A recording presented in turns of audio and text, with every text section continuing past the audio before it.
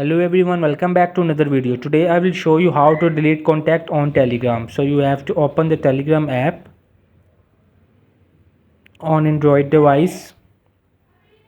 So when you have to open it,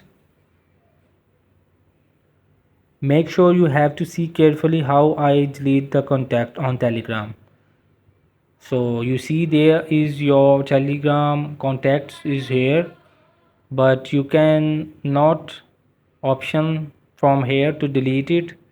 So you have to go to the top left setting, and there is you see contact. You have to click to the contact, and there are the contacts in Telegram. So I will choose hold it, and you see there is the option at the top right corner, delete icon. So I will delete it here. So you see it will be deleted. So I also deleted another contact and hold it, and there is the option at the top right, and you have to click to delete it. So it's very simple to delete contact in Telegram. Hope this video help you. Please don't forget to like and subscribe and get notified for more videos.